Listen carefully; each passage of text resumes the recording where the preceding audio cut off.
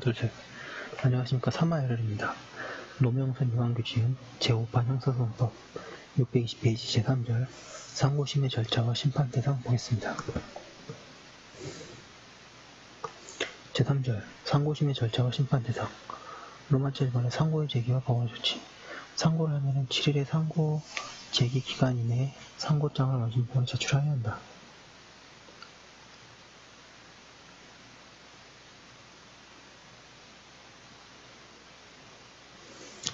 상고심은 기록의 조사가 중심이 되므로 피고인에게 공판기일 통지서를 통달하지만 공판기일에 소환할 필요는 없다.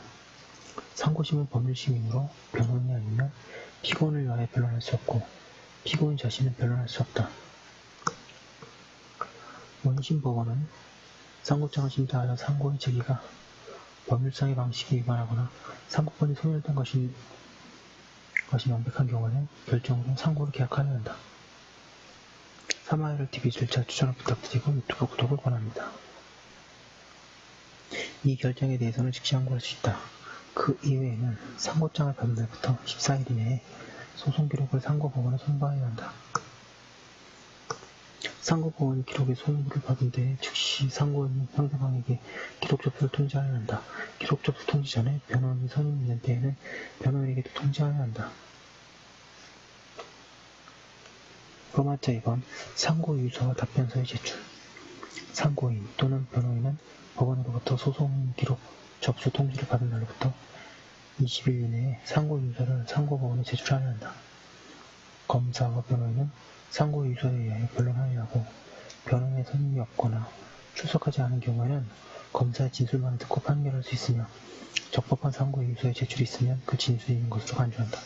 상고 유서에는 소송기록과 원심법원의 증거조사에 표현된 사실을 인용하여 그 이유를 명시하여야 하므로 단순히 원심 판결의 사실로 및 법률의 위배가 있다고 기재하거나 원심 변호인의 변론 유지서에 기재된 주장을 그대로 원용하는 것은 적법한 상고유서가 될 수 없다. 상고유서가 접수되면 상고법원은 지체 없이 상대방에게 그 부분 또는 분본을 송달하여야 한다. 상대방은 송달받은 날부터 10일 이내에 답변서를 제출하여야 한다. 621페이지 상고심의 심판 대상 상고심은 상고유서에 포함된 사유에 관하여 심판하여야 한다.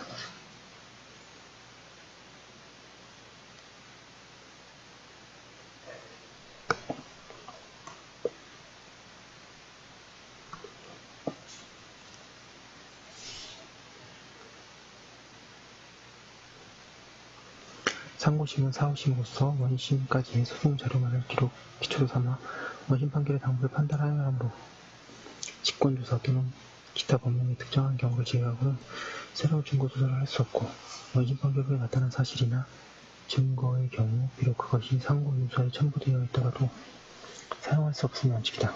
그러나 제383조 제1호 내지 3호의 경우에는 상고유서에 포함되지 않은 경우에도 직권으로 심판할 수 있다. 사실오의 양형 부당의 경우에는 상고법원은 예외적으로 직권으로 심판할 수 있다는 의견이 있으나 판례 지시로 보아 직권으로 심판할 수 없다고 함이 상당하다. 심판 대상으로 상상적 경합관계에 있는 두 죄에 대하여 한 죄는 무죄, 한 죄는 유죄가 선고되어 검사만이 무죄 부분에 대하여 상고하였다고 하여도 유죄 부분도 상고심의 심판 대상이 되고 경합범 중 검사만이 무죄 부분에 대하여 상고한 경우 상고심에서 이를 파기할 때에는 무죄 부분만을 파기할 수밖에 없다. 일부 파기설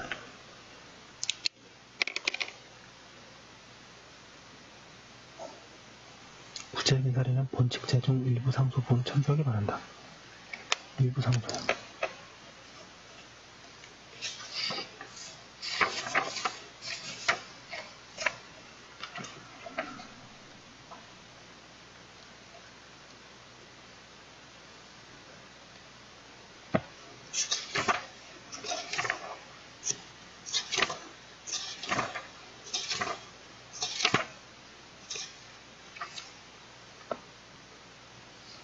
P591페이지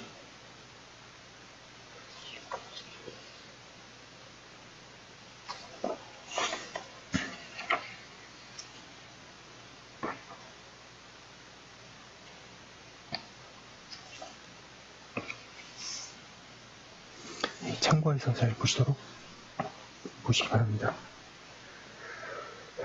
로마차 4번 상고심의 재판 1번의 공소기각 결정 공소가 취소되었을 때 또는 피고인이 사망하거나 피고인 법인이 해당할 때에는 결정으로 공소를 기각한다. 2번의 상고기각의 결정 상고의 제기가 법률상의 방식에 위반하거나 상고권 소멸 후인 것이 명백한 때에는 원심법원이 상고기각의 결정을 하지 않을 때에는 상고부분은 결정을 기각하여야 한다. 상고인이나 변호인이 상고이유서 제출 기간 내에 상고이유서를 제출하지 622페이지 아니한 때에는 결정으로 상고를 기각하여야 한다. 단 상고장의 이유가 기재되어 있는 때에는 예외로 한다. 판례도 상고장에는 상고이유가 기재가 없고 상고이유서는 벌금을 감액해달라는 뜻이 기재된 것에 불과하다며 직권으로 판단할 만한 사정이 없는 한 380도 이내의 결정으로 기각할 수 있다고 보고 있다.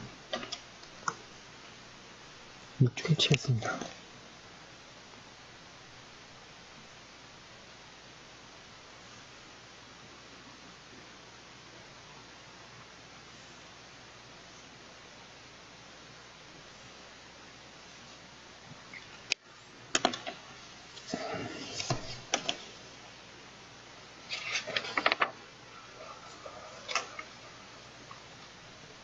3번의 상고기각의 판결 상고이유가 없다고 인정될 때에는 판결로서 상고를 기각하여야 한다.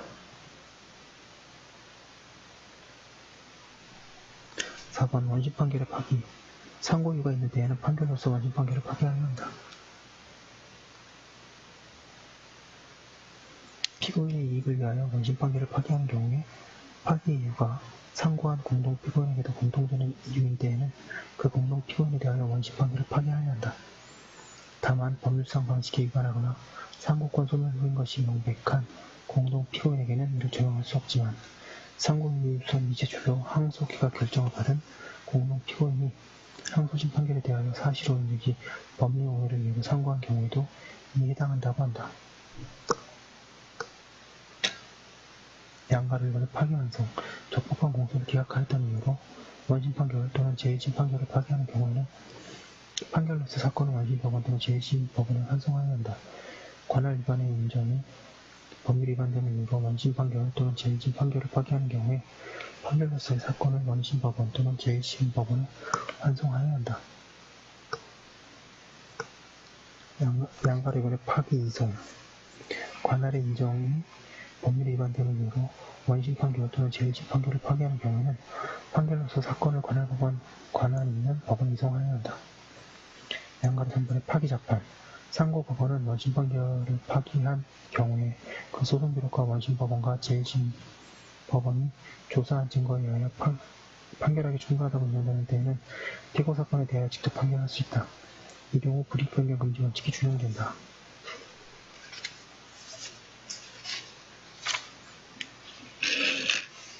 623페이지 로마자 5번의 파기환송 사건의 기속력 1번의 의의와 법적 성질 상소심에서 원판결을 파기하여 환송한 경우 상고심의 판단이 하급심을 부족하는 효력을 파기 판결의 기속력이라고 한다.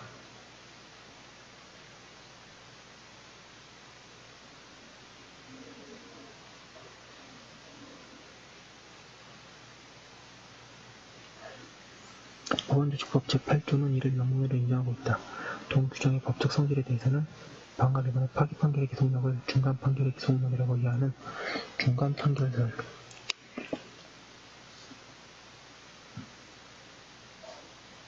확정 판결의 기판력으로 해석하는 확정 역설 등이 있으나 시민국제도의 합리적인 유지를 위한 정책으로 규정한 특수한 효력이라는 입장, 특수효력설의 설득력이 있다.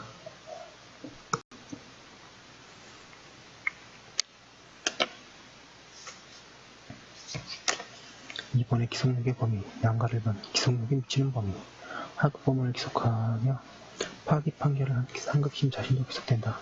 다만 법령해변의 통일을 위해 상고심의 기능을 고려할 때 상고심에는 미치지 않는다고 해석한다.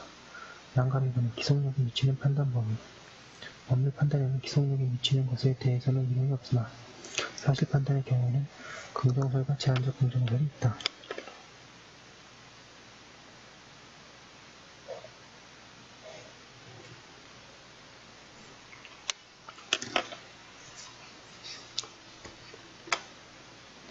판례는 상고심으로부터 사건을 환송받은 법원은 그 사건을 재판함에 있어서 민사소송법 제436조 제2항의 후단과 같이 상고법원이 파기이유로 삼은 사실상 및 법률상의 판단은 하급심을 기속한다는 취지의 규정은 없지만 형사소송에 있어서도 상고법원이 파기이유로 한 사실상 및 법률상의 판단이 기속된다고 하고 있다.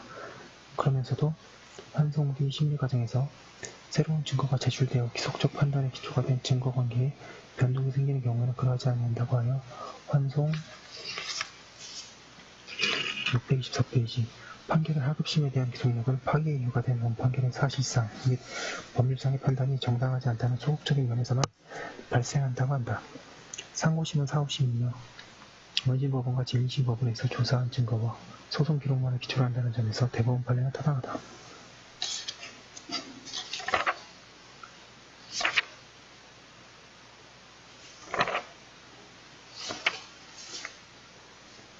따라서 환송 후의 새로운 사실과 증거에 의하여 사실관계가 변경되거나 환송전의 증거를 종합하여 판단하여 환송전의 판결을 유지하더라도 기속력이 유지되는 것은 아니다.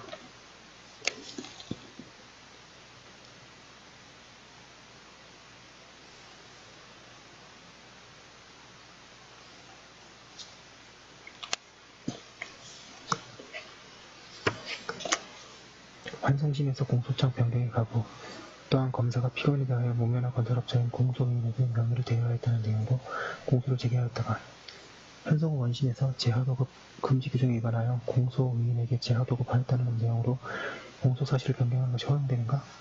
법원은 현행법상 형사항소심의 구조가 사후심으로서의 성격만을 가지는 것은 아니므로 피고인의 상소에 대하여 상고심에서 원심 판결을 파기하고 사건을 항소심에 환송한 경우에도 공소사실의 독립성이 인정되면 공소장 변경을 허용하여 이를 심판 대상으로 삼을 수 있다.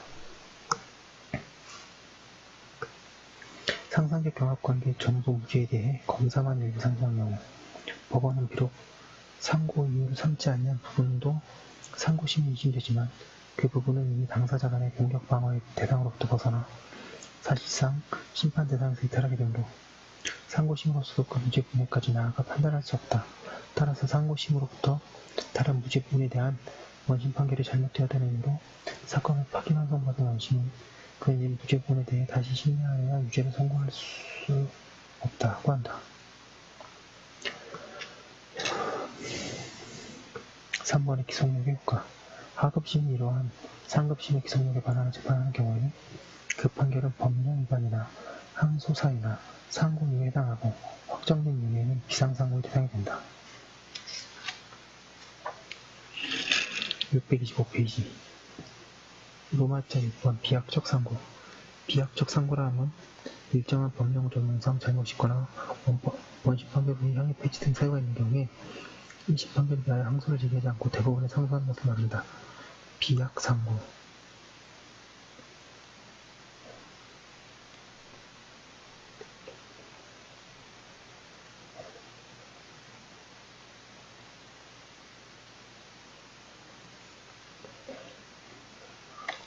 검사의 1심 판결에 대해 비약적 상고는 피고인의 항고가 제기가 있는 데에는 상고로서 흘러버립니다.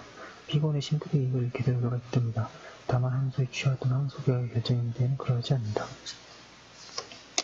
이번에 비약적 상고의 사유 양가 늘거나 원심 판결이 인정한 사실에 대하여 법령을 적용하지 아니하였거나 법령의 적용에 착오가 있는데 원심 판결이 인정한 사실을 전제하므로 단순히 법령 적용의 전제 사실을 오인함에 따라 법령 위반의 결과를 초래한 것과 같은 경우에는 사건의 심판이 법령에 위반한 것에 해당하지 않는다고 해석하면 상당하다. 법령의 해석 적용을 통일한다는 목적에 이용하지 않기 때문이다. 인정된 사실 전체를 형벌에 관한 규정을 잘못 적용한 경우를 말한다. 따라서 최종 법칙에 의한 사실 인정, 상습성에 관한 사실 오인, 중대한 사실 오인, 양형의 과정, 피고인의 행위가 위기에 의한 공무집행 방해치에 해당하는데도 원심이 무죄를 선고하는 주장은 물론 원판결의 선고 전에 피고인이 사망한 사실을 알지 못하며 공소기각의 결정을 하지 않고 실제 판결한 경우에도 비약적 상고의 대상이 되지 않는다. 양가로 이번에 원심 판결이 있은 후 혐의 폐지나 변경 또는 선언이 있을 때 6페이지 3번의 구체적 사례. 비약적 상고의 사례로는 변론종교소 검사로부터 선고기일 전에 제출된 피고인 표시를 모용자로 변경한다는 내용의 공소장 변경 허가 신청을 받아들이지 아니하고 공소기각의 판결을 선고한 원심의 조치가 위법한지 여부, 군형법 제38조에 군사에 관한 허위의 보고가 해당하는지 여부, 범행의 수단 또는 도구로서 제공된 차량 자체가 도로교통법 제151조의 재무상대죄의 객체에 해당하는지 여부 등이 주로 대상이 되었다고 합니다. 지금 너무 좀 빨리 나간 감이 없지 않은데요. 상고심의 절차와 심판 대상은 좀 자세히 봤습니다. 조문과 판례주 정리하시면 충분하고요. 혹시나 한 번 봐서 묻히면 그건 당연한 거니까 여러 번 보시면서 잘 정리하시기 바랍니다. 여기까지 한 거 올려두고 다음 거에서 하도록 하겠습니다.